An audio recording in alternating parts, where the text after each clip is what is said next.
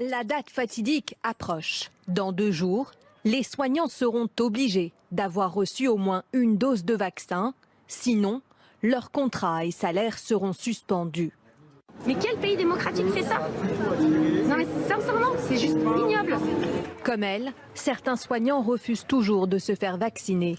Au total, ils sont 12%, soit près de 300 000 personnes.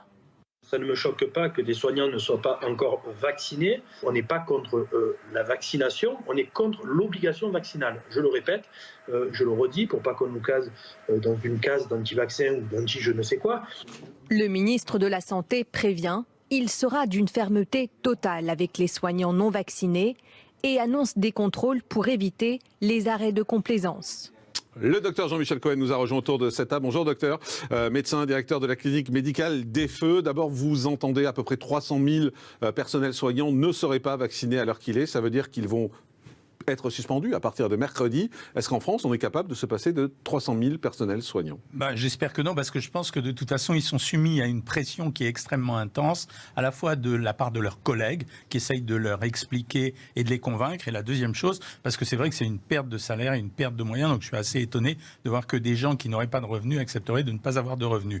Alors ceci étant, je pense que la conviction, c'est extrêmement important. C'est-à-dire qu'on a dit que le vaccin n'était pas obligatoire. S'il n'est pas obligatoire, mais que tout le monde le fait, il faut être capable d'expliquer aux gens que c'est intéressant de le faire. Les chiffres parlent. On voit bien ce qui se passe et on en parlera à propos de la 3e dose. On voit bien que le vaccin empêche les gens de passer en réanimation pour l'extrême majorité. Je ne dis pas qu'il y a des cas d'espèce. Donc voilà, j'espère qu'il y aura de la conviction et que tous ces gens vont se faire soigner et vacciner. Malgré tout, c'est du personnel soignant et du personnel qui refuse. C'est là où c'est troublant pour nous. Alors, c'est quelque chose qu'on a beaucoup de mal à appréhender, nous. Comment? D'abord, les soignants, ils ont une vertu d'exemplarité. Ça veut dire qu'il y a quand même une règle qui a été admise et acceptée. Ça a été voté par nos représentants, je veux dire. Ça veut dire et les opposants et les majoritaires. Donc, quelque part, déjà, il y a une règle d'exemplarité à suivre. Et la deuxième chose, c'est comment des gens qui sont censés travailler au contact de la médecine, qui voient ce qui se passe, qui savent très bien toutes les fake news dont on est l'objet, comment ces gens-là arrivent à ne pas vouloir se vacciner? Moi, j'interprète ça de 2 façons.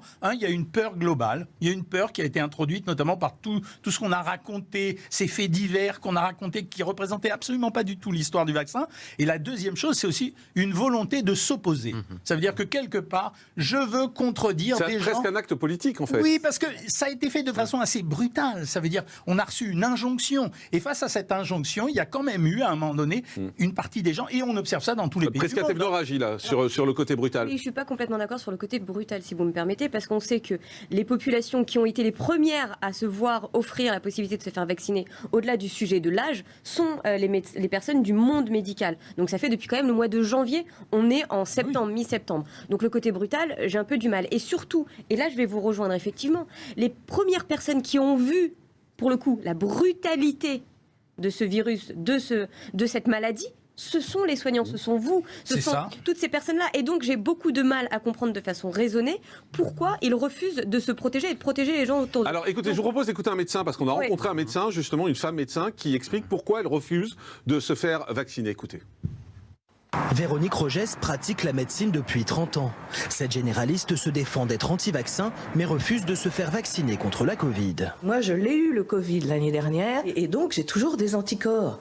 En 10 ans d'études de médecine, on nous a toujours dit que quand on avait des anticorps contre une maladie, il ne fallait pas refaire un vaccin derrière. Et donc l'État veut me l'imposer, je dis à l'État, c'est pas vous qui faites de la médecine, c'est moi, donc moi je veux pas. Véronique Rogès va donc devoir fermer son cabinet sous peine de sanctions pénales, laissant ses 1500 patients sans médecin traitant. Moi je suis pour la vaccination, maintenant chacun son droit. C'est compliqué parce que oui, elle est soignante, donc elle doit un peu montrer l'exemple. Mais dans tous les cas, je pense pas qu'on puisse lui forcer la main. Pour la députée LREM de la circonscription, la prise de position de la généraliste est avant tout un acte politique. Et cette personne a une position très politique puisqu'elle est représentante sur notre territoire de Debout la France. En tant que médecin, avec l'ensemble de sa patientèle qu'elle reçoit régulièrement, il faut qu'elle puisse aussi protéger les patients qui viennent chez elle. De son côté, Véronique Rogès promet de ne pas céder à la pression des autorités sanitaires. Un cas isolé puisque 95% des professionnels de santé libéraux des Hauts-de-France ont reçu au moins une dose de vaccin contre la Covid.